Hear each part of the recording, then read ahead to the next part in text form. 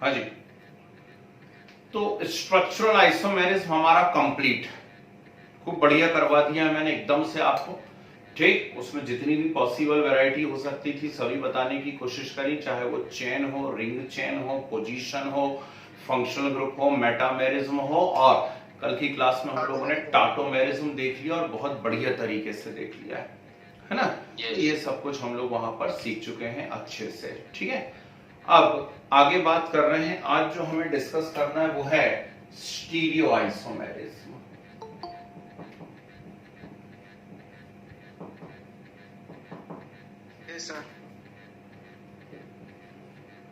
Stereo isomerism.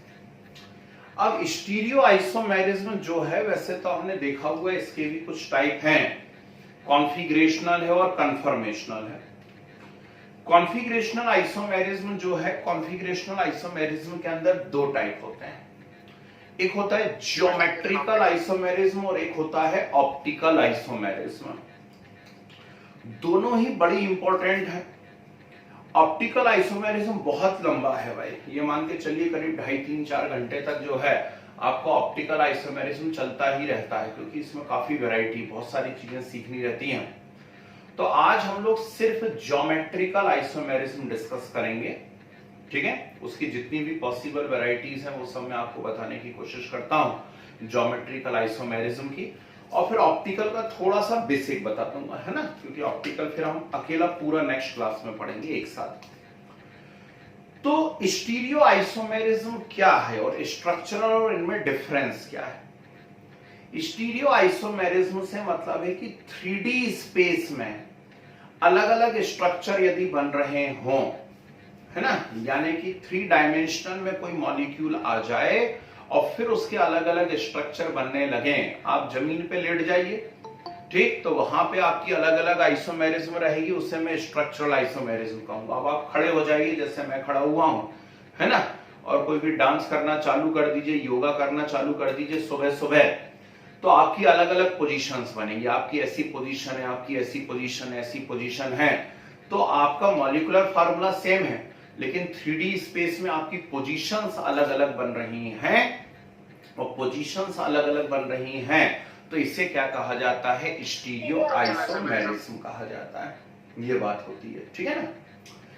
अब stereo isomerism में ध्यान रखना, ऑप्टिकल आइसोमर भी स्टीरियो आइसोमर कहलाएंगे और ज्योमेट्रिकल आइसोमर भी स्टीरियो आइसोमर कहलाएंगे, क्योंकि वो टाइप तो इसी के हैं। ठीक, तो स्टीरियो आइसोमेरिज्म के अभी जो हमें, फिर कंफर्मेशन हम अलग से पढ़ लेंगे। तो अभी जो हमको पढ़ना है, पहला हमें डिस्कस करना है ज्योमेट्रिकल आइसोमेरिज्म, और फिर हम नेक्स्ट क्लास में डिस्कस करेंगे ऑप्टिकल आइसोमेरिज्म। ओके, बहुत पुरानी बात है, एक चैप्टर हुआ करता था chemical bonding. Chemical bonding unit के अंदर एक हेडिंग आया करती थी डाइपोल मोमेंट। डाइपोल मोमेंट के अंदर चौथे या 5वें नंबर का एक एप्लीकेशन होता था। डाइपोल मोमेंट की एप्लीकेशन में चौथे या 5वें नंबर पर एक ऐसा कंपाउंड लिखा हुआ था, ये, ठीक, और इसी से मिलता जुलता उसके बाजू में एक और कंपाउंड लिखा हुआ था सर, वो cis and trans ji, yes, ऐसा। और इसे हम लोगों ने कहा हुआ था वहां पर उस यूनिट में सिस, और इसे हमने कहा हुआ था ट्रांस। Yes sir, clear.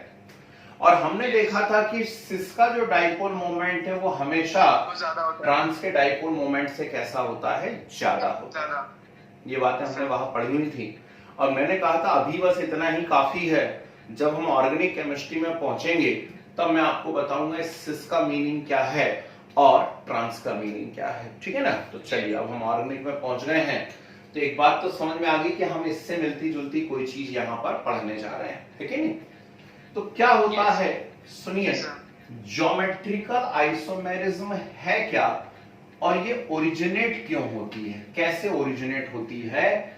तो इसका एक सिंपल सा कंसेप्ट या सिंपल सी लैंग्वेज होती है, and that is restricted rotation और हिंडर्ड रोटेशन। रेस्ट्रिक्टेड रोटेशन से मीनिंग क्या है, पहले इसके बारे में बात करते हैं कि रेस्ट्रिक्टेड रोटेशन से मीनिंग क्या है। ध्यान से सुनिएगा, आप जहां भी क्लासरूम में, जहां पर भी आप लोग बैठे हो अपने अपने घरों में, है ना, खड़े हो जाइए।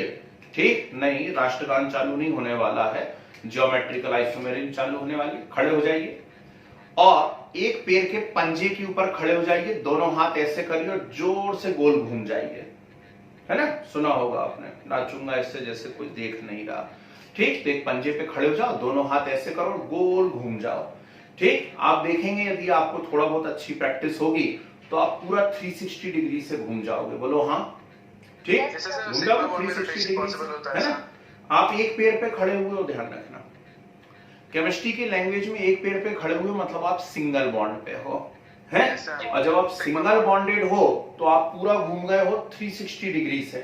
इसको कहेंगे हम फ्री रोटेशन। क्या कहेंगे हम इसको? फ्री रोटेशन हुआ। जब फ्री रोटेशन होगा तो जो आइसोमेरिज्म प्रोड्यूस होगी उसको 2 क्लास बाद हम लोग कन्फर्मेशन कहेंगे। जब फ्री रोटेशन होगा तो जो आइसोमेरिज्म प्रोड्यूस होगी उसको 2 क्लास के बाद हम लोग क्या कहेंगे? कन्फर्मेशन। अब आप क्या करिए, दोनों पैरों पे खड़े रहिए, ठीक, और दोनों पैरों पे खड़े खड़े आप घूमना चालू कीजिए। जब आप घूमना चालू करेंगे तो आप महसूस करेंगे कि आप ज्यादा से ज्यादा 180 डिग्री तक घूम पाएंगे, है ना। मेरी बात अलग है, मैं बहुत फ्लेक्सिबल हूं तो थोड़ा ज्यादा घूम जाता हूं, पर आप लोग मैक्सिमम 180 डिग्री तक घूम पाएंगे, है ना।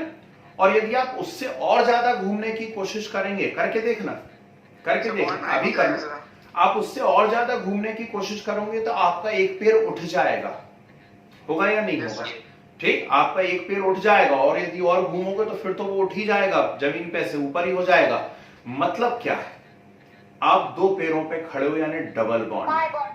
कौन सा बॉन्ड है? Double bond. और डबल बॉन्ड पे जब ग्रुप ज्यादा घूमने की कोशिश करते हैं तो वो मैक्सिमम 180 डिग्री तक ही घूम पाते हैं, मैक्सिमम 180 डिग्री तक ही घूम पाएंगे, उससे ज्यादा वो नहीं घूम सकते।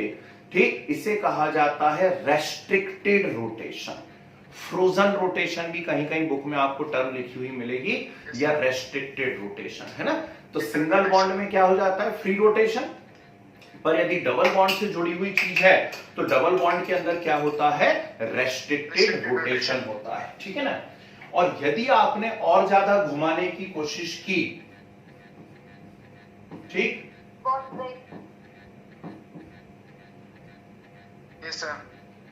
यदि आपने और ज्यादा घुमाने की कोशिश की तो फिर ये बॉन्ड क्या हो जाएगा? टूट जाएगा। हम जानते हैं double bond means 1 sigma and 1 पाई, और पाई बॉन्ड वीक होता है, आसानी से टूट सकता है। ठीक, तो इसका पाई बॉन्ड यहां से क्या हो जाएगा? टूट जाएगा यदि जरूरत से ज्यादा घुमाओगे तो। बस बात खत्म हो गई। तो यदि सी डबल बॉन्ड सी पे, हालांकि अकेले सी डबल बॉन्ड सी पे नहीं होता है ये, और भी बहुत सारे कंपाउंड्स में होता है, ऑक्सिन में भी होता है, इमीन्स में भी होता है, लेकिन अभी हम जो पढ़ रहे हैं वो हम सी डबल बॉन्ड सी की बात कर रहे हैं। तो सी डबल बॉन्ड सी यानी एल्कीन्स में जब रेस्ट्रिक्टेड या फ्रोजन रोटेशन होता है तो उसके कारण 2 आइसोमर पॉसिबल होते हैं। कौन कौन से? एक तो ये केस बना हुआ है, दूसरा ट्रांस केस, ऐसा केस बना हुआ है। Yes sir. ठीक, यदि similar group C double bond C के सिमिलर साइड पर होते हैं, यदि similar group C double bond C के सिमिलर साइड्स पर होते हैं तो इसे कहा जाता है सिस। सिस का मतलब होता है सेम साइड। सिस का मतलब क्या होता है? सेम साइड या टुगेदर। ठीक, तो इस फॉर्म को सिस कहा जाता है। और यदि similar group C double bond C के अपोजिट साइड पर होते हैं तो इसे अपोजिट, और अपोजिट के लिए टर्म होती है ट्रांस। ठीक है, तो सिस मतलब क्या होता है? सेम या टुगेदर, और ट्रांस मतलब क्या होता है? अपोजिट। अपोजिट, समझ गए बात को? ऐसा होता है। ओके, तो ये हो गई आपकी geometrical isomerism, it is also known as cis trans isomerism, है ना। कौन कौन बता सकते हैं? वो सारे के सारे मॉलिक्यूल्स बता सकते हैं जिनमें डबल बॉन्डेड कार्बन है और उन कार्बन पे डिफरेंट ग्रुप्स अटैच है, मतलब ये सेम नहीं होने चाहिए। कैसे सेम नहीं होने चाहिए? मान लीजिए कि यहां भी मान लो ए बी है और यहां भी ए हो जाए, ये दोनों एक कार्बन पे जो दो एटम या ग्रुप हैं वो डिफरेंट होने चाहिए, वो सिमिलर नहीं होने चाहिए। जैसे कि एग्जांपल में करके बताता हूं आपके सामने, मैंने ऐसा लिखा हुआ है, ठीक, मैं सिर्फ एक एक एग्जांपल लिखूंगा भाई, आप उसके आगे उसका दूसरा अपोजिट बना लोगे। जैसे मैंने ये लिखा है, सबको देख करके तुरंत समझ में आ गया कि ये क्या है, यहाँ पर सिस है ना, तो उम्मीद है सब लोग इसका ट्रांस बना ही लेंगे। ठीक, ऐसा कोई एग्जांपल मैंने लिखा हुआ है, मान लीजिए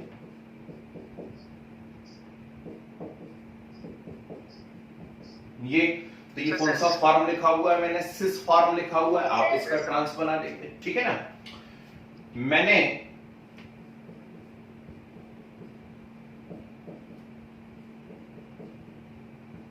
अगेन सिस है, हम इसका ट्रांस बना सकते हैं, ठीक है ना। और यदि मान लीजिए यहां पर ऐसा आ गया,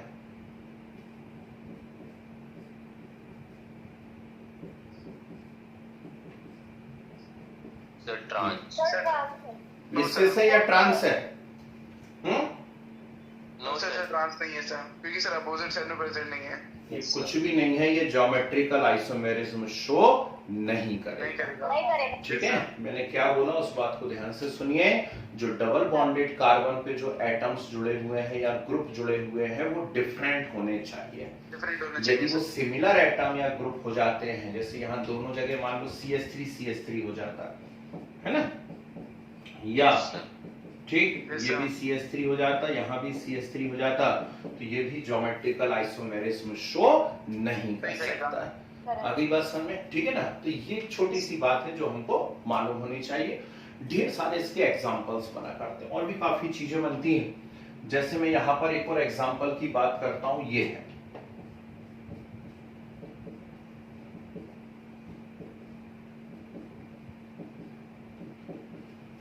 ऐसा लिखा हुआ मेरे सामने, ठीक है।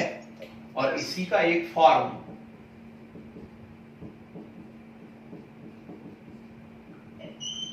ट्रांस, ऐसा, ठीक।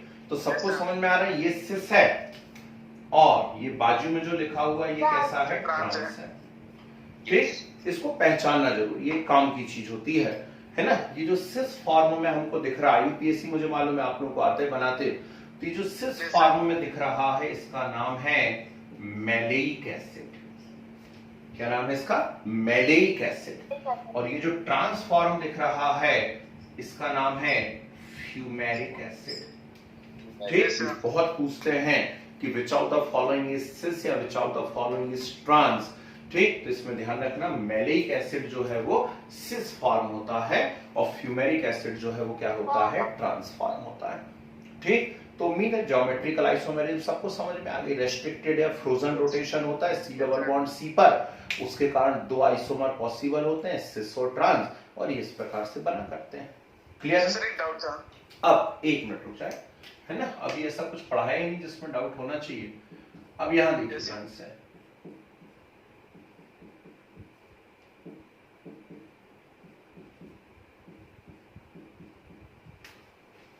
ये आ गया। अब ये सिस है या ट्रांस है? नहीं है तो भाई, डबल बॉन्डेड कार्बन पर डिफरेंट एटम या ग्रुप अटैच है ना, बिल्कुल शो करेगा ज्योमेट्रिकल आइसोमेरिज्म, क्यों नहीं शो करेगा। सिमिलर नहीं होने चाहिए, दोनों Cl हो जाते या दोनों CH3 हो जाते इस वाले कार्बन पे, या ऊपर वाले कार्बन पे दोनों H हो जाते या दोनों CH3 हो जाते, तो शो नहीं करता, ये तो शो करता है, ठीक है ना। तो अब हम फंस गए कि ये सिस है या ट्रांस है, ठीक है ना। ट्रांस है, वेरी गुड। कैसे बताया, मुझे भी बताओ सर, अपोजिट साइड है ना। अच्छा, मान लो ऐसा होता तो, यस सर, अब बताओ क्या बताएगा, नहीं बताएगा ज्योमेट्रिकल आइसोमेरिज्म ये मॉलिक्यूल? नहीं बताएगा, बिल्कुल बताएगा। क्यों भैया, ऐसा क्या हो गया कि ये क्यों नहीं बताएगा? ऐसा क्या है कि ये क्यों नहीं बताएगा, जरा कारण बता दीजिए मुझे। सर अपोजिट साइड सेम नहीं है सर, ये भी ज्योमेट्रिकल आइसोमेरिज्म बताएगा भाई, और खूब बताएगा। अरे एक ही शर्त है यार ज्योमेट्रिकल आइसोमेरिज्म की, एक कार्बन पे सिमिलर एटम नहीं होने चाहिए। तो कहां सिमिलर है भाई, कहाँ है? डबल बॉन्डेड कार्बन पे सिमिलर नहीं होने चाहिए, कहाँ सिमिलर है? नहीं है सिमिलर। सिमिलर नहीं है मतलब बताएगा, खूब मजे से बताएगा, है ना? सवाल ये उठ रहा है कि ये सिस होगा कि ट्रांस होगा, हमसे ये पहचान, हमसे ये पहचानते नहीं बन रहा कि ये सिस होगा ट्रांस होगा, और हम नहीं पहचान पाएंगे क्योंकि अभी हमें मालूम ही नहीं है कि हम ज्योमेट्रिकल आइसोमेरिज्म के पार्ट 2 में एंटर हो गए हैं, और ज्योमेट्रिकल आइसोमेरिज्म का पार्ट 2 होता है इजेड आइसोमेरिज्म। क्या बोलेंगे हम उसको? इजेड आइसोमेरिज्म, ठीक है ना? तो इसलिए मैं बता रहा हूं कि ऐसा मत सोचना हो गई वो तो ज्योमेट्रिकल आइसोमेरिज्म, चलो लेफ्ट करते हैं, नाश्ता कर लेते हैं वो अपन लोग, है ना? ठीक, अभी तो शुरू हुआ है भाई। इसका मैंने पहला टाइप आपको बताया है, that is cis trans isomerism. इसके बाद मैं आपको इसमें बताऊंगा इजेड आइसोमेरिज्म, फिर मैं आपको बताऊंगा सिन एंटी आइसोमेरिज्म, SYN और ANTI, सिन एंटी आइसोमेरिज्म। मतलब बहुत पार्ट बाकी है, तो चलो पहले इतने नोट्स बनाते हैं, फिर उसके बारे में बात करेंगे। डाली हेडिंग स्टीरियो आइसोमेरिज्म, हेडिंग डाली है स्टीरियो आइसोमेरिज्म, लिखे originate due to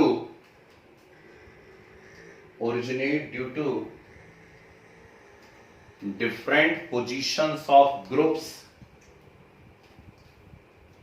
originate due to different positions of groups or atoms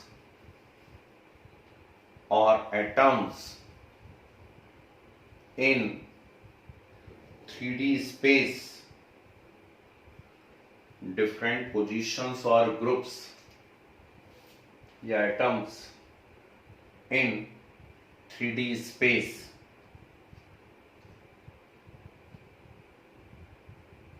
having following 3 types.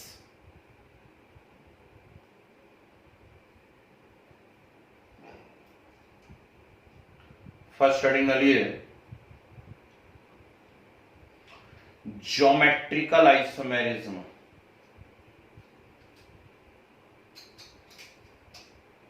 Sir इसमें कॉन्फ़िगरेशनल से कॉन्फर्मेशनल क्यों नहीं लिख रहे हैं? नहीं, जरूरत नहीं है, वो इतना स्पेसिफिक, वो वहां मैंने लिखवा दिया, वो आपको मालूम है ऐसा होता, जो काम की बात है। फर्स्ट हेडिंग डालिए ज्योमेट्रिकल आइसोमेरिज्म, लिखे the isomerism which originate due to the isomerism which originate due to restricted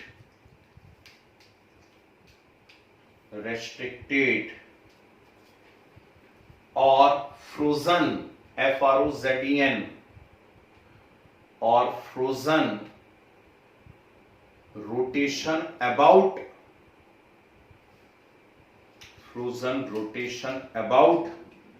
a bond in a molecule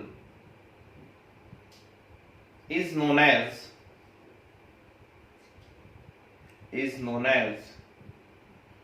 geometrical isomerism.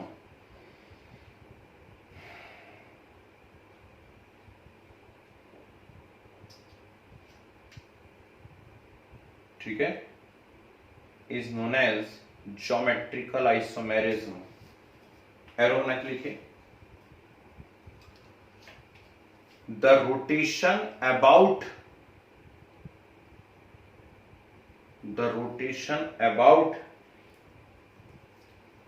a double bond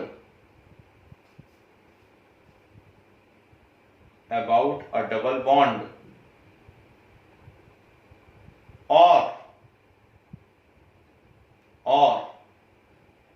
about a single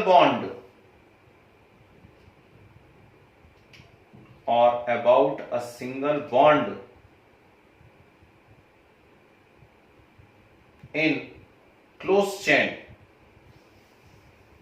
sir आप एक बार is known as से sir repeat कर देंगे, is known as geometrical The isomerism. rotation about a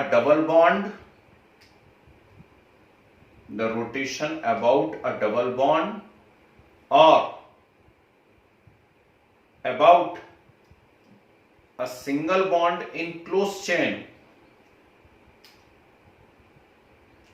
single bond in close chain is hindered rotation. is always restricted or frozen.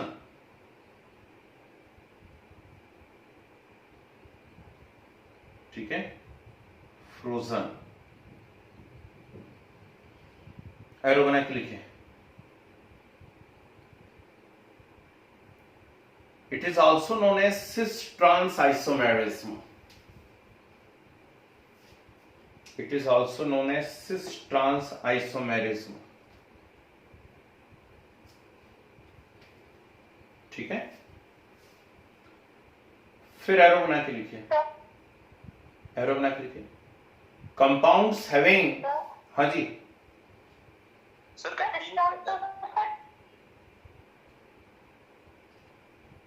कुछ भी सुनाई नहीं दिया, फिर से बोलो, जल्दी बोलो, क्या बोल रहे?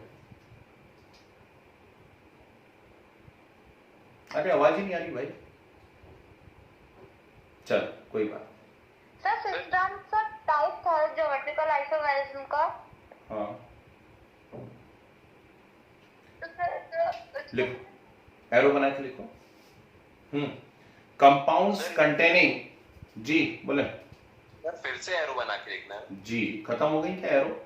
अर्जुन से ले लो थोड़ी सी। हाँ, एरो बना के लिखो। Compounds containing C double bond C, C double bond C और C double bond N, C double bond N और N double bond N, N double bond N show this isomerism, show this isomerism। ठीक है, trans वाला। फिर arrow बना के लिखिए। Sir C double bond N के बाद आपने क्या बोला था? N double bond N show this isomerism. जो किसी का बेसिक नाम होता है ना, उसको उसी नाम से जाना जाता है ना।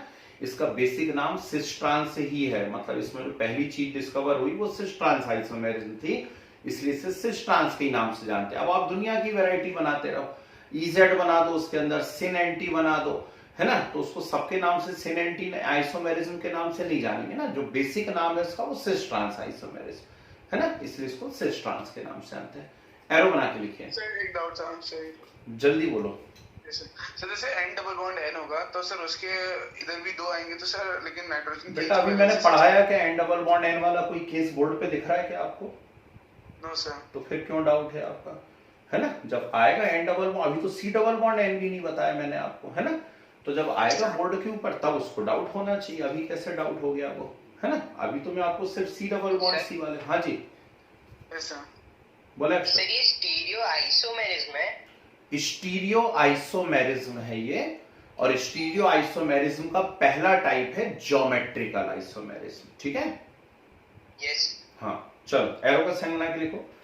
Compound containing a cyclic ring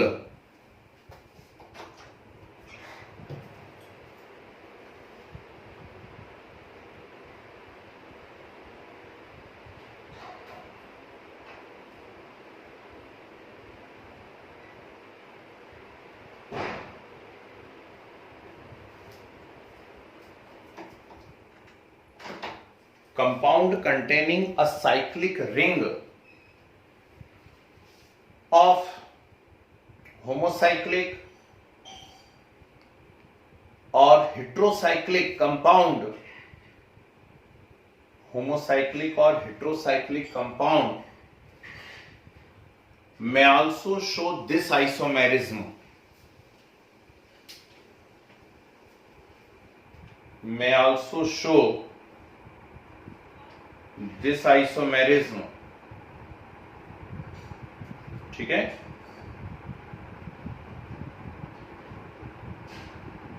फिर एरो बना के लिखिए। कंपाउंड्स कंटेनिंग या हैविंग लिखो, compounds having restricted rotation about a single bond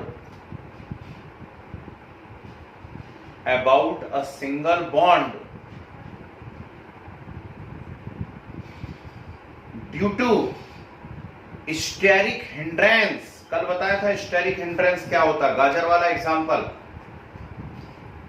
due to steric hindrance also show about a single bond due to steric hindrance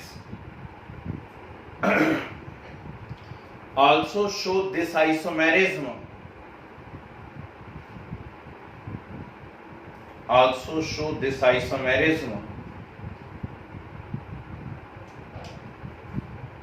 Example, some biphenyls.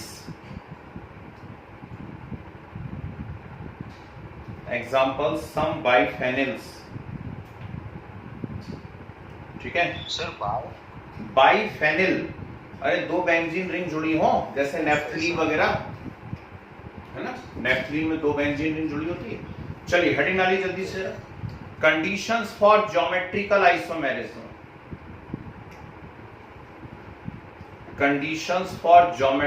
Isomerism.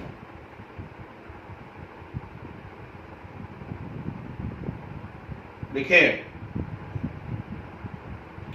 a compound can show geometrical isomerism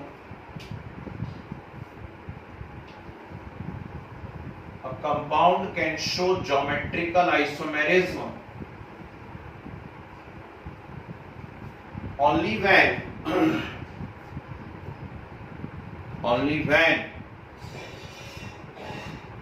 it fulfill following two conditions.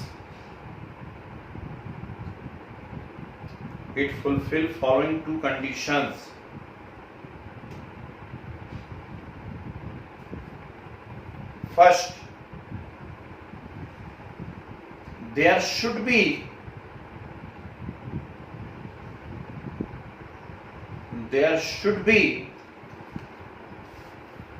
restricted rotation about a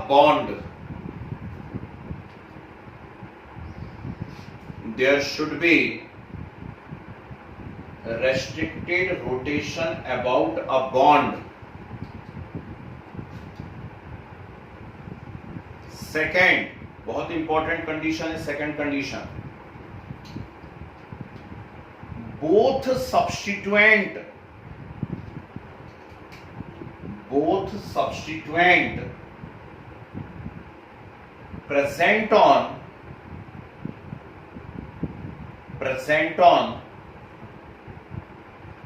both double bonded carbon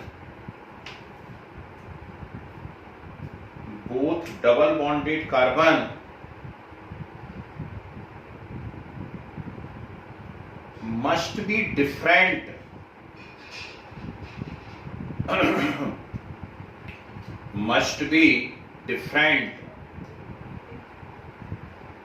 ठीक है. चलो यहां इस वाले सिर्फ इस example को note करना. ये सिस कुछ नहीं लिखना, बस ऐसा लिखो C double bond C AB ऐसा लिखो बस. ठीक, उसके नीचे ऐसा राइट का साइन लगा देना, मतलब ये शो करेगा. फिर ये वाले दोनों एग्जांपल लिखना और इनके नीचे ऐसा क्रॉस लगा देना, मतलब ये शो नहीं करेगा. क्यों नहीं करेगा, आप बात समझ गए? क्योंकि डबल बॉन्डेड कार्बन पे जो एटम या ग्रुप हैं दोनों ही कार्बन पे, वो कैसे होने चाहिए, डिफरेंट होने चाहिए. यहाँ सेम आ रहा है, ऐसे डिफरेंट नहीं होने चाहिए, है ना, ऐसे डिफरेंट होने चाहिए. तो ये दोनों एग्जांपल लिख के क्रॉस लगा दीजिए.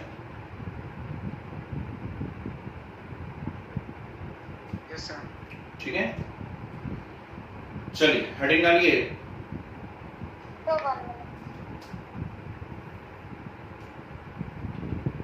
सर ये ट्रांस वाला एग्जांपल भी नोट करना. नहीं भाई, सिर्फ ये बोला था मैंने और नीचे के ये दो बोला था.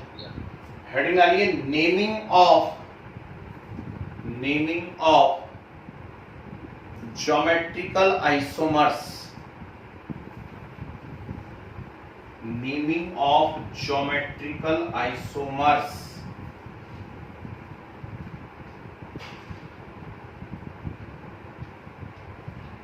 ठीक है, लिखिए फर्स्ट पॉइंट लिखिए, when similar groups present at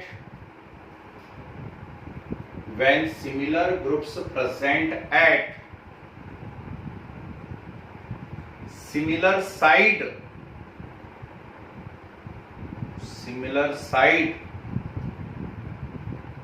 of C double bond C, when similar groups present at similar side of C double bond C, the structure known as cis,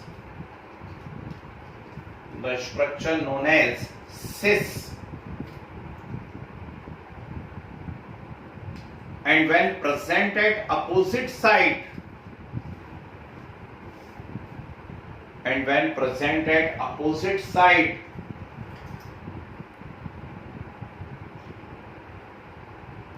the isomer known as trans,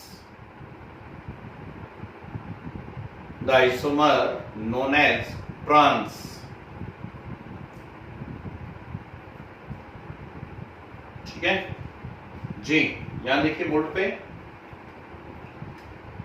12th class में इसी का repetition होता रहेगा। अब जब तक chemistry पढ़ोगे ये सब आइसोमेरिज्म तो आती रहेगी, तो वहां पे कई बार 90 डिग्री भी बोल देते, similar groups present at 90 degree and similar group present at 180 degree, है ना। तो उसमें लोड लेने की जरूरत नहीं है कि यार ये 180 पे है नहीं है ना, ये तो कुछ और एंगल दिख रहा है, ठीक। केमिस्ट्री में इसको 180 डिग्री मान लेते हैं, इसको कितने पे मान लेते हैं, 90 डिग्री पे। एक्चुअली वहां पे कुछ स्क्वायर प्लेनर और ऑक्टाहेड्रल ज्योमेट्रीज बनेंगी, तो स्क्वायर प्लेनर या ऑक्टाहेड्रल ज्योमेट्री बनेगी ऐसी।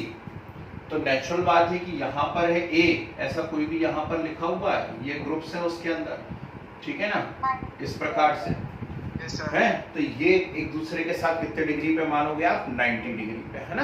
और यदि ये यहाँ पर हो जाता, ये ऐसा हो जाता, तो कितने डिग्री पे हो जाएंगे, 180 डिग्री पर, ठीक। तो वो टर्म वहां पे भी सिस और ट्रांस ही आएगी, मैंने अभी से आपको बता दिया है। चलिए अब सारा का सारा नोट कर लीजिए एज इट इज। यदि मैंने किसी का सिर्फ सिस बनाया है तो उसके बाजू में उसका ट्रांस आपको बना लेना है, ठीक है ना। और सर ये जो सर अभी बता रहे थे, एक बार रिपीट कर दीजिए सर एंगल वाला टाइप का।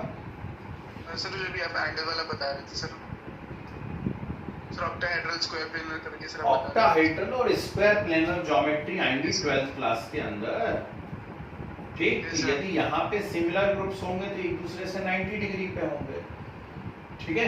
और यदि ये ग्रुप ऐसी पोजीशन पे तो एक दूसरे से 180 डिग्री पे होंगे। तो यदि एक दूसरे से 90 डिग्री पे होंगे तो आइसोमर को आप सिस कहोगे, और 180 पे होगे तो उसको ट्रांस कहोगे, समझ गए। Yes sir.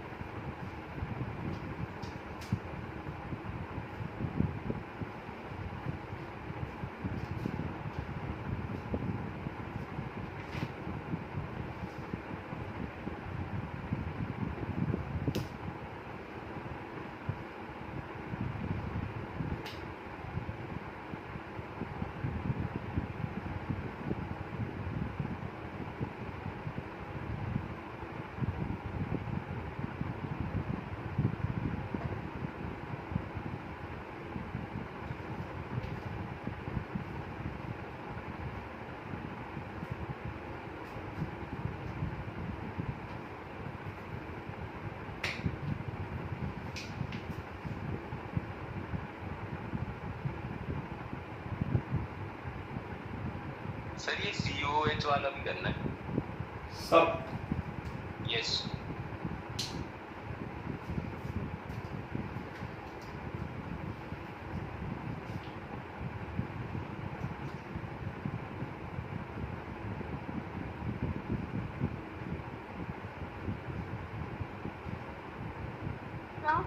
जी। सर कल सब लोग देख रहे थे कि सर साइक्लोहेक्सेन में सर जो कीटो फॉर्म रहता है वो मोस्ट स्टेबल रहता है, सर तो फिर साइक्लोहेक्सेन ही होना चाहिए सर, और कुछ नहीं हो सकता सर, मतलब और कोई साइक्लिक? बेटा बहुत सारी चीजें उसके अंदर कंसेप्ट लगते हैं। एक्चुअली क्या है कि स्ट्रेन थ्योरी आएगी, है ना, तो क्लोज रिंग कंपाउंड के अंदर स्ट्रेन भी होता है, ठीक है ना, तो मॉलिक्यूलर एक स्ट्रेन होता है, उस स्ट्रेन के कारण कई बार मॉलिक्यूल टूट जाते हैं, तो बहुत पैरेलल कंसेप्ट लगते रहते हैं, इसलिए हर चीज नहीं पढ़ी थी अपन ने, है ना, इसलिए केवल जो बेस्ट नोन कंपाउंडर हमारे सिलेबस में वो साइक्लोहेक्सेनोन है, ये तो सब में हो सकता है, साइक्लोब्यूटेनोन बना लो आप, है ना, उसमें भी आ सकता है, कोई बात नहीं। चलो भाई हो गया, बढ़े आगे। Yes sir. ठीक है, अब क्या होना है, क्या होना है जरा ध्यान से सुनिएगा कि इसके अंदर आपको यहां पर एक कंसेप्ट सीखना और समझना है अच्छे से, और वो है EZ सिस्टम ऑफ नेमिंग। अब EZ सिस्टम ऑफ नेमिंग से मतलब क्या है उसकी बात करते हैं हम लोग जी। EZ सिस्टम ऑफ नेमिंग क्या है, इसको हटा दें, है ना। प्रॉब्लम कहां पर होती है कि जब मान लीजिए ऐसे अभी थोड़ी देर पहले जो मैंने आपको ग्रुप से जुड़े दिए हुए थे उस प्रकार की कोई चीजें जुड़ी हुई हो। Yes sir. कैसी चीजें जुड़ी हुई हो, जैसे एकदम ही अलग अलग एटम या ग्रुप है और हमें उनको पहचानना है कि यार अब क्या होगा सिस और अब क्या होगा ट्रांस, है ना। यहाँ पहले एक स्पेशल पॉइंट लिख लो जरा, एक स्पेशल पॉइंट लिखिए, बड़ी मोस्ट इंपॉर्टेंट लगा के लिखिए।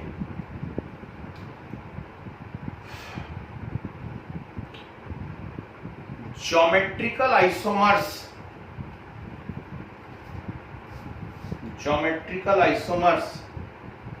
और cis trans isomers are configurational isomer और स्टीरियो आइसोमर्स, है ना भाई, कॉन्फ़िगरेशन का टाइप है या stereo isomers are configurational isomer और stereo isomers but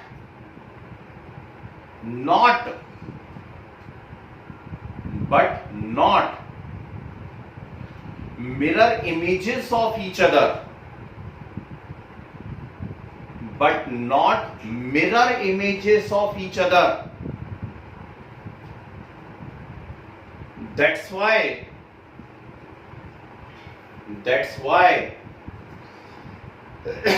these are distereomers. That's why these are distereomers. That's why these are distereomers.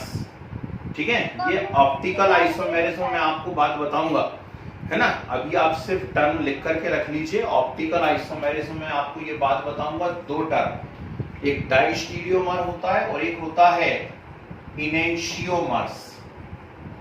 तो जो एक दूसरे की मिरर इमेज बनेंगी, हम उसको नेक्स्ट क्लास पढ़ेंगे, जो एक दूसरे की मिरर इमेज बनेंगी उनको हम इनेंशियोमर कहेंगे, और जो एक दूसरे की मिरर इमेज नहीं बनेंगी लेकिन फिर भी आइसोमर होंगे आपस में लेकिन मिरर इमेज नहीं होंगे, ठीक, उन्हें हम डाइस्टीरियोमर कहेंगे, है ना। और मिरर इमेज कैसी होती है, सबने मिरर देखा हुआ, उसमें कोई बात नहीं है।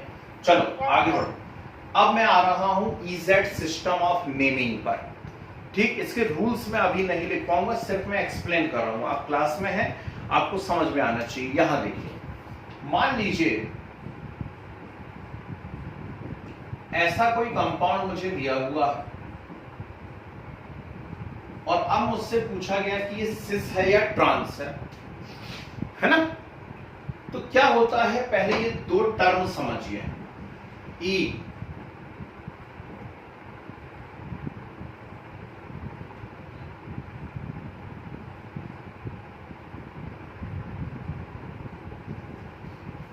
ठीक, ये दो टर्म होती हैं, है ना, एंटजीजन एंड जुस्सेमैन। इसका क्या मतलब, ये ग्रीक टर्म्स हैं और ये एंटजीजन का मतलब होता है अपोजिट, ठीक। अपोजिट मतलब क्या हो गया, ट्रांस। और जिससे मानिए Z का मतलब होता है सेम, टुगेदर, सिस टुगेदर यानी कैसा होता है, सिस होता है। ठीक है, तो एक सिस होता है और एक ट्रांस होता है इसके अंदर, है ना।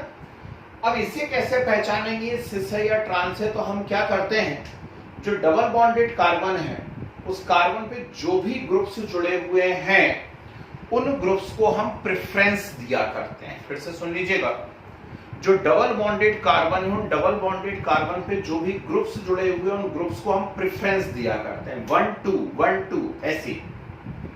1 प्रेफरेंस किसको देते हैं, 1 प्रेफरेंस उसको देते हैं जिसका एटॉमिक नंबर हाई होता है। क्या बोला मैंने, 1 प्रेफरेंस उसको देते हैं जिसका एटॉमिक नंबर हाई होता है, लार्ज होता है, ठीक है ना। और 2 उसको देंगे जिसका एटॉमिक नंबर कम होता है।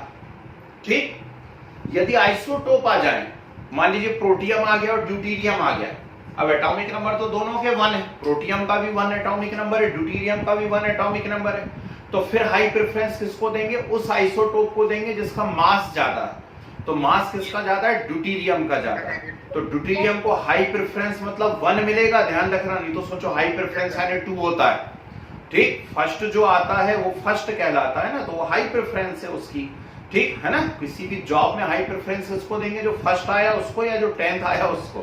ठीक, तो हाई प्रेफरेंस यहाँ पर क्या रहेगी, 1 रहेगी हाई प्रेफरेंस। अरे ये बात समझे, तो हम क्या करेंगे यहाँ पर, जैसे ये 2 चीजें जुड़ी हुई हैं, कौन कौन जुड़ा हुआ है, CH3 है और H है। अब CH3 है मतलब कार्बन है, सीधी सी बात है, कार्बन का एटॉमिक नंबर कितना है, ठीक है ना।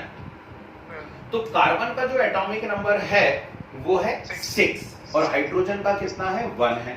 तो कार्बन का एटॉमिक नंबर 6 है तो इसको कितनी प्रेफरेंस दोगे, 1, और हाइड्रोजन का 1 है तो इसको प्रेफरेंस कितनी दोगे आप, 2। अरे बात समझ, यहाँ पर Cl है और CH3 है, ठीक है। Cl का एटॉमिक नंबर 17 है और कार्बन का एटॉमिक नंबर कितना है, 6 है, तो बोलो हाई प्रेफरेंस किसको मिलेगी, जल्दी, Cl। इसको लो प्रेफरेंस मिलेगी कितनी, 2। ये बात किसको समझ में नहीं आई, जल्दी से बोलो। एटॉमिक नंबर देखना, जब आप सीधे सिस और ट्रांस नहीं पहचान पाए तो उसमें कोई लोड लेने की बात नहीं है, टेंशन लेने की बात नहीं है, आपको प्रेफरेंस दे देनी है। हाई प्रेफरेंस किसको दोगे, जिसका एटॉमिक नंबर हाई है। एटॉमिक नंबर हाई है मतलब जिसका एटॉमिक नंबर कितना है, लार्ज, जैसे कि C और H जुड़े हैं, तो कार्बन का 6 था तो इसको हाई प्रेफरेंस 1 दे दी, हाइड्रोजन को कितनी दे दी, 2। यहाँ Cl और C जुड़े हैं, C मतलब CH3, उसमें C जुड़ा है, तो Cl का 17 है और कार्बन का 6 है, तो क्लोरीन को कितनी प्रेफरेंस मिलेगी, 1। ठीक है, अब ध्यान से देखो, सेम प्रेफरेंस वाले सेम साइट पर है या नहीं है, और सेम प्रेफरेंस वाले सेम साइट पर है मतलब ये सिमिलर है, सिस है, और सिस है मतलब सिस है यानी ये क्या है, Z है। ठीक है ना, मिट गया है, ठीक, तो ये कैसा है, Z है, तो इसके नीचे आप क्या लिख दोगे, Z।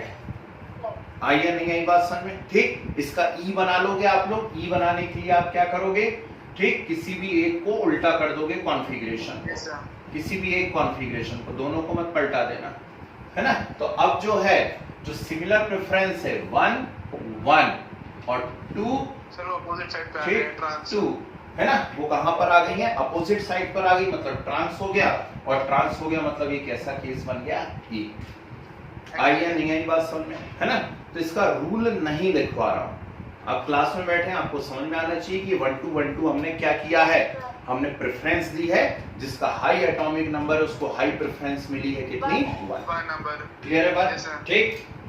तो हेडिंग ला लो, EZ सिस्टम ऑफ नेमिंग।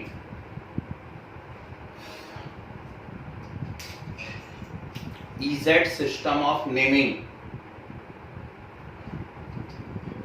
जी,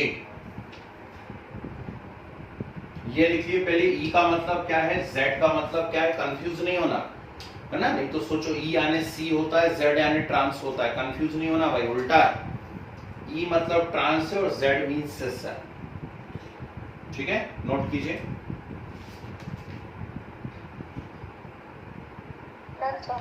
यार पहले स्पेलिंग सही लिखी थी मैंने, इसकी पहले स्पेलिंग सही लिखी थी, बाद में गलत कर दी, MMEN ही था वो, MMEN कर लेना है, खैर स्पेलिंग पूछेगा नहीं। ये एग्जांपल लिखे, और कुछ केस दे रहा हूं उसमें पहचान के बताओगे वो ई है या जेड है ना। चलिए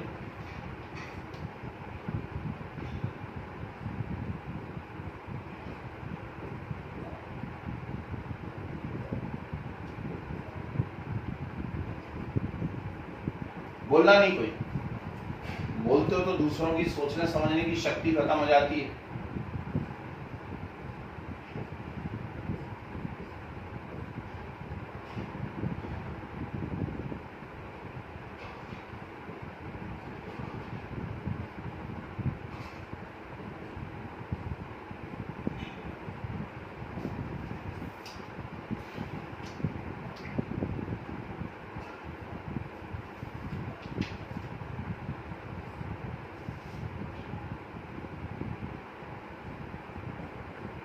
हाँ।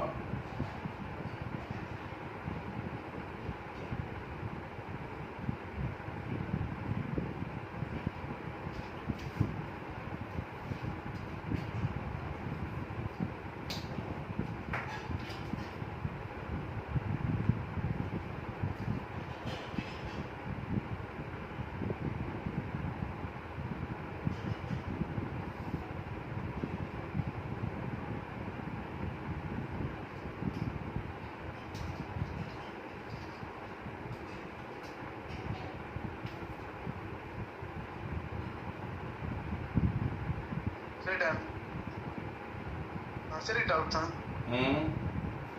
सर अपन पूरा नहीं कहते क्या, मतलब जैसे जो से पहला एग्जांपल दिया था उसमें CS3 और Cl में से Cl को अपन ने फर्स्ट नंबर दिया था, तो सर ऐसे पूरा मास नहीं लेते कैसे, जैसे कार्बन का 6 और 6 + 3 कर देना 9 हो जाएगा। नहीं, फर्स्ट एटम को देखना है आपको। Yes sir.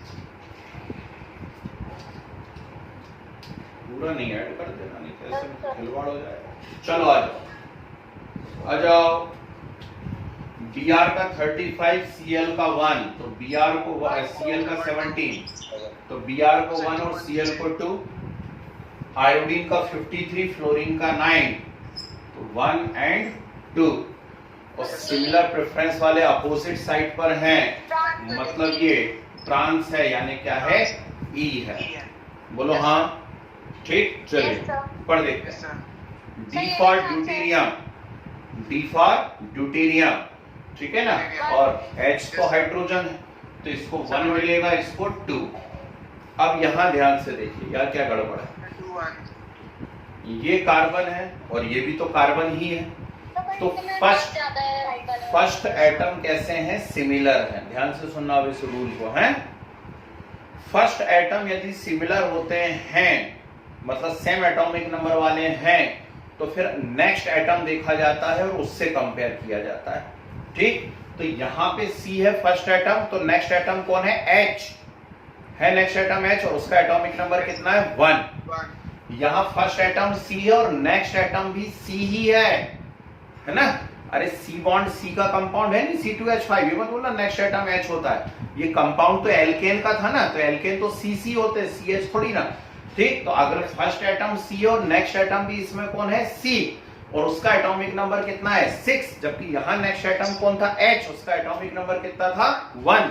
तो बोलो हाई प्रेफरेंस किसको मिलेगी, इसको, तो इससे 1 मिलेगी और इससे 2 मिलेगी। अगेन हाई प्रेफरेंस वाले अपोजिट साइड पर हैं, और हाई प्रेफरेंस वाले अपोजिट साइड पर है, मतलब ये भी कौन है, E है। Yes sir. वही बात समझ में, ठीक है।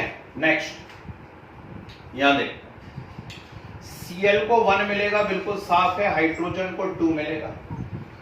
पर जब मैं यहां बात करता हूं तो पहला एटम C है, यहां भी पहला एटम C है, फंस गए, ठीक। तो फिर अब क्या करेंगे, नेक्स्ट एटम देखेंगे, और इसमें C से नेक्स्ट एटम, फिंगर देखो, इसमें C से नेक्स्ट एटम O अटैच है, और यहां C से नेक्स्ट एटम C अटैच है, ठीक। तो O का एटॉमिक नंबर 8 है, जबकि C का एटॉमिक जो नेक्स्ट C है उसका एटॉमिक नंबर 6 है। तो हाई एटॉमिक नंबर किसका है, O का है, तो इसको हाई प्रेफरेंस मिलेगी, और हाई प्रेफरेंस कितनी होती है, 1, ठीक। इसमें बहुत से बच्चे कंफ्यूज होते हैं, ध्यान रखना भाई। तो हाई प्रेफरेंस 1 होती है, नहीं तो सोचो 2 है ना, सेकंड आए तो क्लास में वो सेकंड ही कहलाता है ना, लो प्रेफरेंस है वो, ठीक। तो सिमिलर प्रेफरेंस वाले सिमिलर साइड पर है, मतलब कैसा है ये, सेकंड।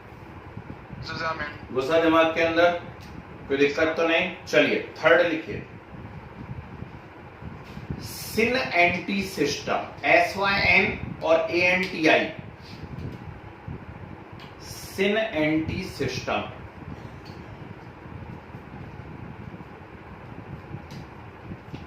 सुनिए,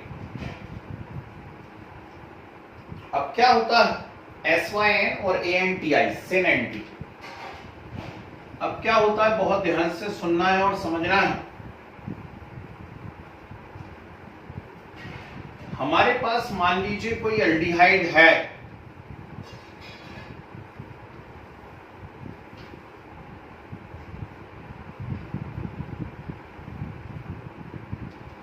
ठीक, और एक कंपाउंड होता है, उसका नाम होता है हाइड्रोक्सिल एमाइन। हाइड्रोक्सिल एमाइन का फॉर्मूला होता है NH2OH। तो हम लोग क्या करते हैं, 12th क्लास में एल्डिहाइड ले लेते हैं CH3CHO, है ना, और कुछ भी ले सकते हैं हम, बेंजल्डिहाइड भी ले सकते थे C6H5CHO, और इसकी हाइड्रोक्सिल एमाइन से रिएक्शन करवा देते हैं। हाइड्रोक्सिल एमाइन का फार्मूला क्या है, NH2OH। NH2OH। तो उस NH2OH को कैसा लिखा जाता है, तो NH2OH को ऐसा लिखा जाता है उल्टा करके, न्यो।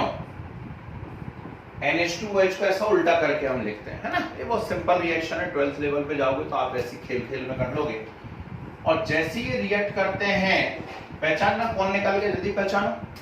Sir water. तो निकल गया वाटर। जो बचा उसको एज इट इज लिख दीजिए, ठीक। क्या बचा, hydrolysis. CH3CH double bond NOH, CH3CH double bond NOH। यहां क्या बचा, sir C6H6। C6H5CH double bond NOH बचा।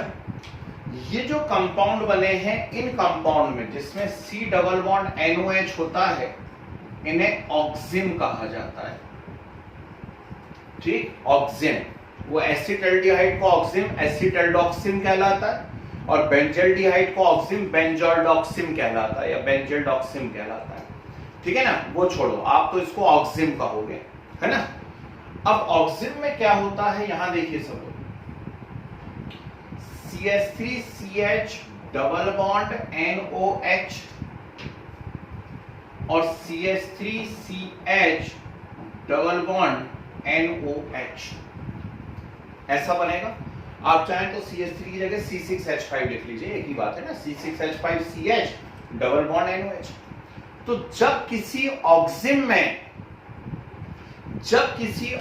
में H और OH सेम साइड पर होते हैं, क्या बोला मैंने, जब किसी ऑक्सिन में H और OH सेम साइड पर होते हैं, तो ऐसे ऑक्सिन को सिन कहा जाता है। क्या कहा जाता है, सिन, है ना। और जब H और OH अपोजिट साइड पर होते हैं, तो इसे एंटी कहा जाता है, ठीक। तो ये है सिन और ये है एंटी। आगे बात समझ में। सिमिलर रिएक्शन हम लोग कीटोन के साथ भी कर सकते थे। कीटोन है, ठीक है ना, इस कीटोन की हाइड्रोक्सिल एमाइन से रिएक्शन करवा दिया आपने। कोई दूसरा कीटोन लेता हूं, थोड़ा बड़ा ले लेता हूं, ऐसा, ठीक है। अब क्या होने वाला है, सेम, यहां से पानी निकल गया। अब पानी निकल गया, जो बचा इसको लिखो, क्या बचा, CH3C2H5 डबल बॉन्ड NOH। ये बना, ये भी ऑक्सिन है, कीटोन का ऑक्सिन में कीटोक्सिन कहलाता है, ठीक है, तो ऑक्सिन ही। अब क्या करेंगे, इसके भी दो पॉसिबल स्ट्रक्चर होंगे। Yes sir.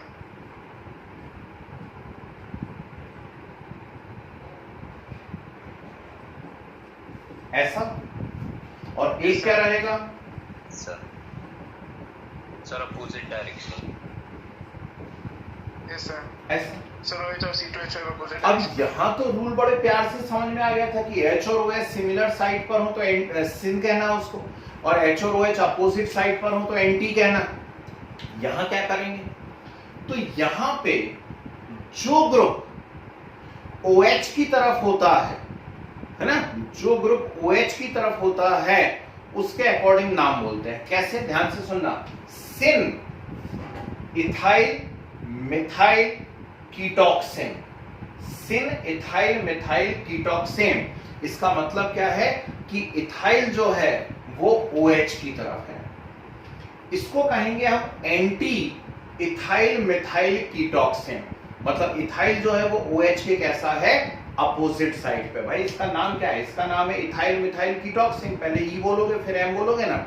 अब इथाइल और OH एक ही साइड पर है, तो इथाइल और OH एक ही साइड पर है, तो इसको क्या कहा जाएगा, सिन इथाइल मिथाइल कीटोक्सिन। और इसको क्या कहोगे, एंटी इथाइल मिथाइल कीटोक्सिन। आई कुछ बात समझ में। तो नाइट्रोजन कंटेनिंग कंपाउंड में ना EZ से बोला जाता है ना सिस ट्रांस से बोला जाता है। यहां एक नई टर्मिनोलॉजी यूज होती है, that is syn and anti. Okay, ठीक, लिखवा देता हूं, लिख लीजिए। इन ऑक्सिम if H and OH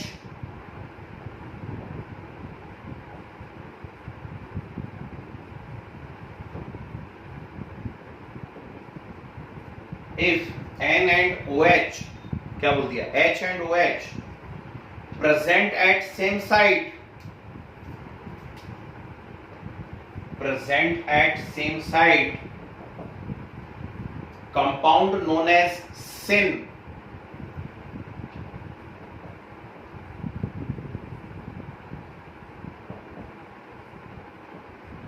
compound known as sin, and if present at opposite side,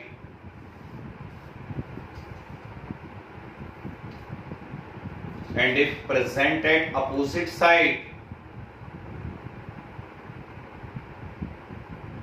compound known as anti. If H and OH present at same site, compound known as sin, and if present at opposite side,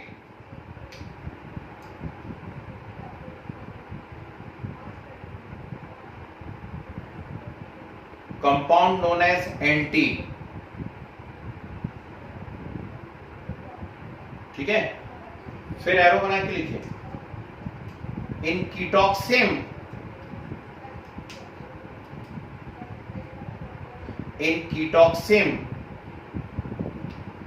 prefix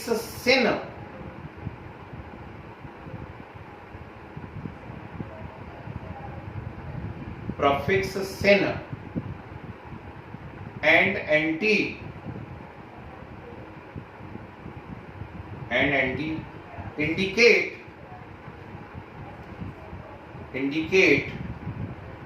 which group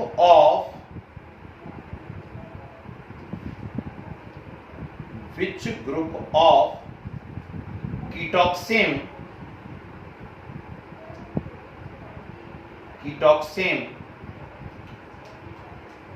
is sin or anti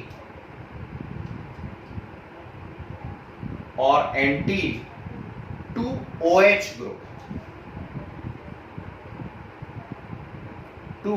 OH group,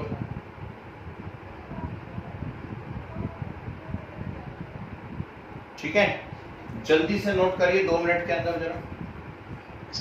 sir ये एक और समझा देंगे कि sir वाला point sir, ये जो इनके toxic prefix and anti indicate which जो इसकी तरफ हो, आप चाहे तो इसका नाम बोल सकते थे, इधर देखो फिंगर, इसका नाम बोल सकते थे एंटी मिथाइल इथाइल कीटोक्सिन, पहले फिर मिथाइल बोल देते हैं, है ना, अल्फाबेट फिर यूज करने। तो एंटी का मतलब क्या होगा कि मिथाइल और OH एक दूसरे के एंटी हैं। सिन इथाइल मिथाइल मैंने बोला है, तो इसका मतलब है कि इथाइल और OH एक दूसरे के साथ सिन है, समझे। सर ये जो सेकंड वाला इसका ऐसे बोल सकते हैं कि सर सिन कैसे बोलोगे भाई, सिन मिथाइल बोलोगे पहले ना, फिर यस सिन मिथाइल बोलो, सिन मिथाइल इथाइल कीटोक्सिन। हाँ जी, क्या बोल रहे हैं। सर नेमिंग एक बार और बता देंगे सर। H और OH सेम साइड पर हो तो सिन, H और OH अपोजिट साइड पे हो तो एंटी। यहाँ जो ग्रुप OH की तरफ है उसको पहले बोलना है और उसके आगे प्रीफिक्स सिन लगा देना है।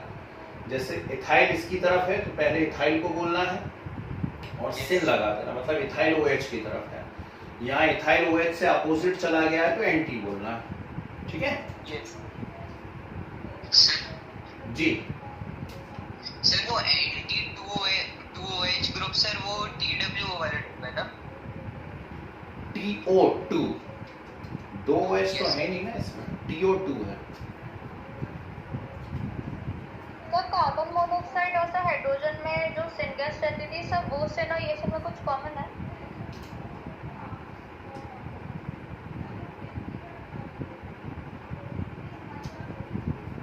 यस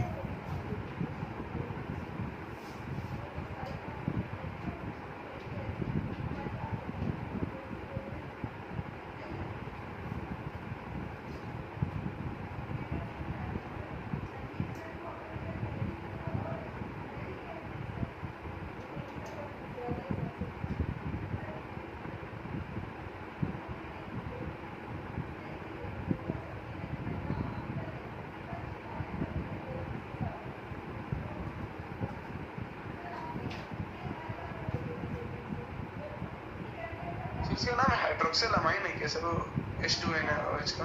जी NH2OH है, वो H2N लिखते हैं Yes, तो sir. NH2OH है हाइड्रोक्सिल एमाइन। Yes, आपके काम की चीज सिर्फ ये है सिनेंटी सिनेंटी, ओके। yes sir. चलो बढ़ो भाई, आगे बढ़ो। यस डाली heading geometrical isomerism in cycloalkane. Sir बस एक मिनट। मैं चाह रहा हूँ आज ज्योमेट्रिकल पूरा खत्म ही कर दें यार, जिससे नेक्स्ट क्लास से सिर्फ ऑप्टिकल ही पढ़े। Yes sir. Geometrical isomerism in cycloalkane.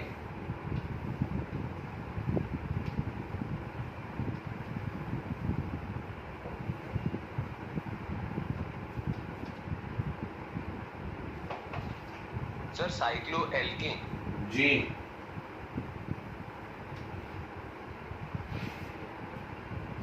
Board पे देखिए।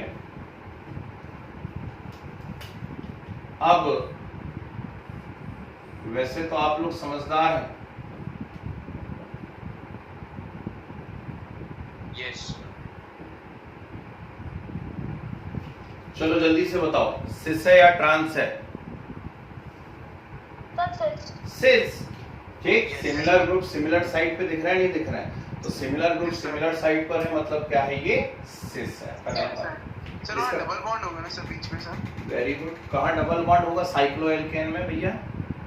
नो बीच सर। साइक्लोएल्केन में नहीं होगा सर। मैंने हेडिंग साइक्लोएल्केन डलवाई तो उसमें डबल बॉन्ड कैसे होगा? yes sir. है ना जी। पर सर उनका मूवमेंट तो रिस्ट्रिक्टेड होगा ना सर? मतलब इसका double ट्रांस bond आप बना लेंगे। चलो इसे पहचानो, सिस है या ट्रांस है? जल्दी बोलो। सर सिस है, ठीक है ना? तो इसका ट्रांस आप बना लेंगे, ठीक।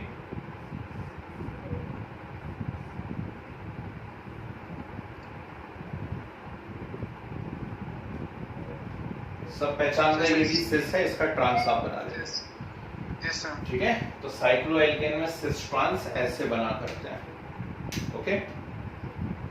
yes sir. सर आपका वाला ट्रांस है? सिस है ना, मैंने कहा ट्रांस आप बना लेंगे। यस सर डायरेक्ट यही बना ली।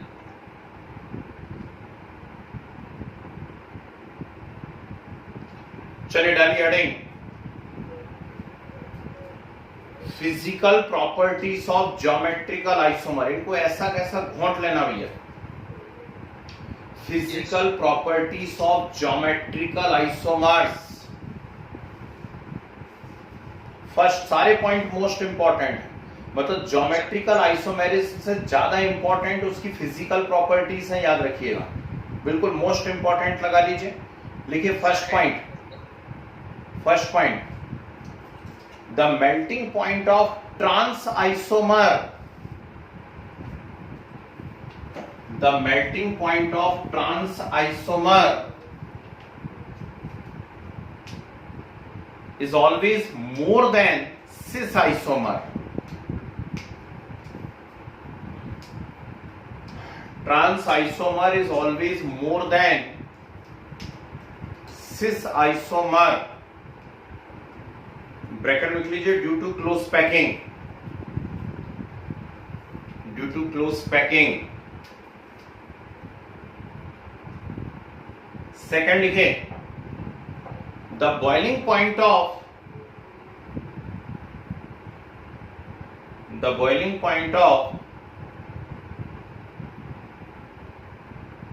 cis isomer, the boiling point of cis isomer is always greater than trans isomer. Trans isomer, small bracket में लिख लीजिए due to more polarity,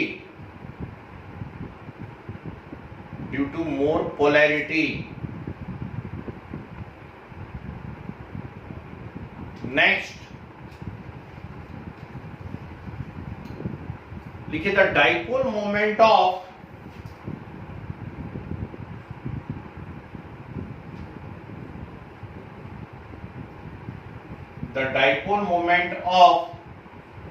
cis is greater than trans. cis isomer is greater than trans.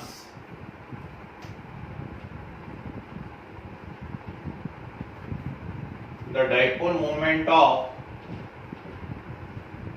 cis is greater than trans.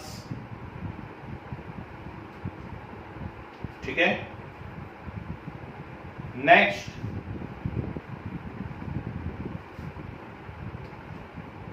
the solubility of cis isomer, ज्यादा polarity है तो solubility भी ज्यादा होगी. The solubility of cis isomer is greater than trans.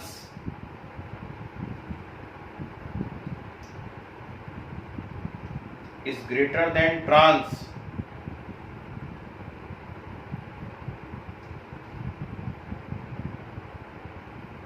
Next, trans isomer are more stable than cis. Trans isomer are more stable than cis due to steric hindrance.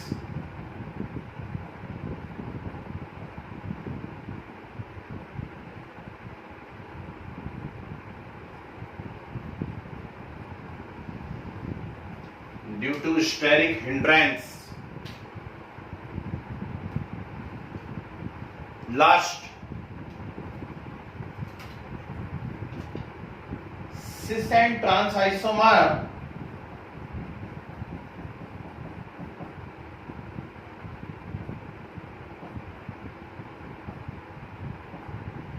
are interconvertible.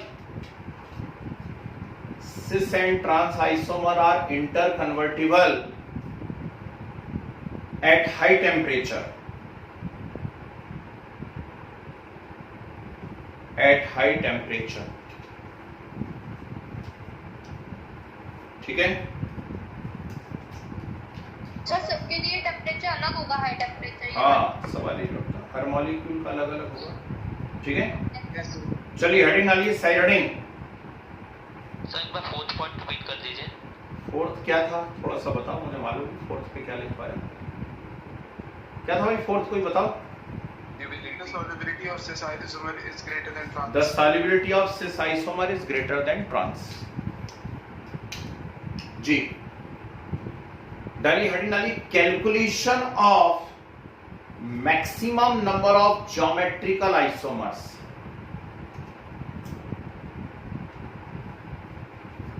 Calculation of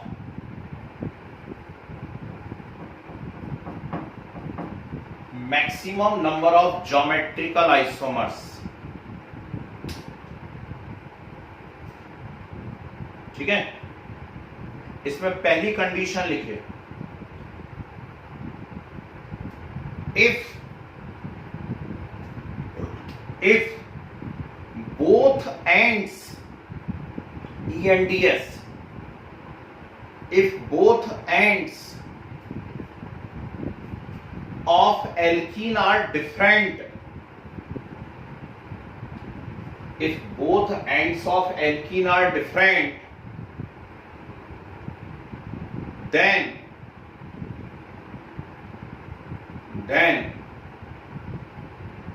arrow का sign बना के लिखिए, maximum number of geometrical isomer equal to 2 to the power n, maximum number of geometrical isomer equal to 2 to the power n। चलो यहां देखो board पे, कोई भी एक एल्कीन आपको देंगे, आपको कार्बन R1 से मतलब नहीं है, नंबर ऑफ डबल बॉन्ड से मतलब नहीं है, आपको तो उसकी एंडिंग्स देखनी है केवल। यहां देखिए, इस तरफ एंड पे क्या लगा हुआ है Cl और इस तरफ एंडिंग पे क्या लगा हुआ है C6H5, मतलब एंडिंग्स कैसी हैं उसकी अलग अलग हैं। C6H5 के डबल बॉन्ड मत कैलकुलेट करने लगना आप लोग, है ना, नहीं तो एक नया ज्ञान आ जाए कि C6H5 में भी तो डबल बॉन्ड है, सिर्फ ओपन चेन लेना है यहाँ पे है। इसके पूछेगा मैक्सिमम कितने ज्योमेट्रिकल आइसोमर बन सकते हैं, तो यदि दोनों एंड अलग अलग हैं तो सीधी ट्रिक लगेगी 2 to the power n। And what is n? n is number of double bond. n क्या है यहाँ पे? नंबर ऑफ डबल बॉन्ड है, तो 1 2 3 नंबर ऑफ डबल बॉन्ड कितने हैं यहाँ पर? 3 है, तो इसका सीधा आंसर हो जाएगा 2 to the power 3। ठीक, आपको आता होगा 2 to the power 3 कितना होता है ना, कर लोगे सॉल्व। ठीक, तो इस प्रकार का मॉलिक्यूल यदि कोई भी दिया जाएगा तो उस मॉलिक्यूल के कितने ज्योमेट्रिकल आइसोमर बन पाएंगे? 8। आइए, नहीं आई बात समझ में? कोई डाउट किसी को? कब? जब दोनों एंडिंग्स कैसी हो, अलग अलग। ठीक, नोट कीजिए जरा जल्दी से। सर एक डाउट था, इसमें भी डाउट है? अच्छा बताओ सर, कैसे बनेंगे तो ये शो कैसे करेंगे, मतलब कि कैसे कैसे होंगे सर? आप सोचो भाई, एक बार सिर्फ इतने वाले पोर्शन पे सिस ट्रांस बनेगा क्या, है ना, फिर इस वाले पोर्शन पे बनेगा, इस पे बनेगा, इस पे बनेगा, इस पे बनेगा, सब पे अलग अलग सिस ट्रांस बनेंगे। ठीक है ना? Yes sir. चलिए, हो गया, केवल इतना नोट करना।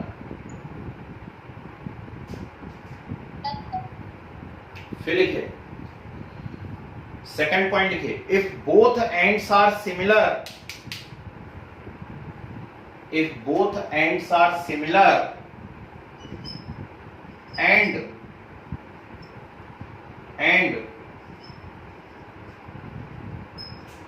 even number of double bonds are present, if both ends are similar and even number of double bonds are present, then maximum number of geometrical isomer equal to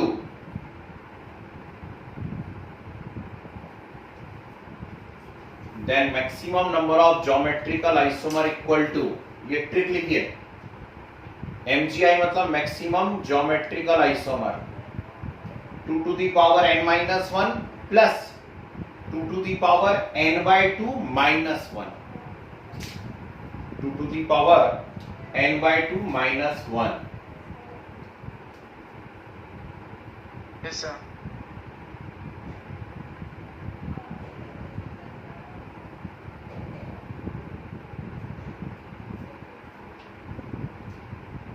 ठीक है, yes sir.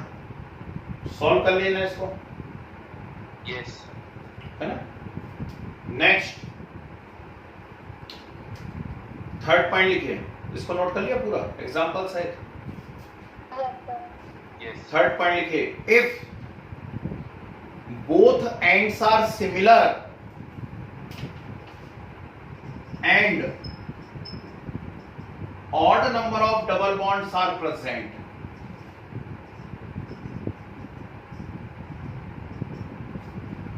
and odd number of double bonds are present, then maximum number of geometrical isomer will be, then maximum number of geometrical isomers will be, ठीक, पहले formula लिखिए, उसके बाद example note करके और note कर लीजिए, है ना। एन यहां क्या होता है, नंबर ऑफ डबल बॉन्ड्स होते हैं, ठीक है जी। तो ये फिनिश हुआ भाई हमारा ज्योमेट्रिकल आइसोमेरिज्म, बेहतरीन आइसोमेरिज्म है, बड़ी इंपॉर्टेंट है, ठीक है ना, और जगह जगह आपको काम आती रहेगी, तो अच्छे से कंसंट्रेट होकर के इसको समझें, नोट्स बनाएं, यदि नहीं बना पाए हो तो अच्छे से एक बार बढ़िया तरीके से नोट्स बना लें इसके। नेक्स्ट क्लास में हम लोग ऑप्टिकल आइसोमेरिज्म पढ़ाने जा रहे हैं, ठीक। यहां लिखा है Cl, C double bond C, Cl है, फिर C डबल बॉन्ड C, फिर C डबल बॉन्ड C, फिर C डबल बॉन्ड C, 3 बार डबल बॉन्ड है और दोनों कॉर्नर पर Cl लगे हैं, तो odd number of double bond है, तो ये ट्रिक लगेगी, 2 to the power n minus 1 plus 2 to the power n plus 1 by 2 minus 1, ठीक है। तो ये पावर में -1 है और फिर 2 में -1, n plus 1 by 2 minus 1 ना भाई, n plus 1 करके उसको इवन नंबर में चेंज करोगे, इवन नंबर 2 से डिवाइड हो जाएगा, ठीक, फिर उसमें से -1 कर दोगे, ओके। चलिए भाई, तो नेक्स्ट क्लास में हम लोग सीखेंगे ऑप्टिकल आइसोमेरिज्म, बहुत इंपॉर्टेंट है, ध्यान रखें एब्सेंट ना हो, ठीक है ना। चलो आज की सवाब समाप्त करते हैं, है ना, जाइए खुशियां मनाइए, घूमिए फिरिए, सर ठीक है, बोलिए। क्लास रवि हाँ भैया, सर वो हेडिंग क्या थी sir, physical property of physical property of geometrical isomers.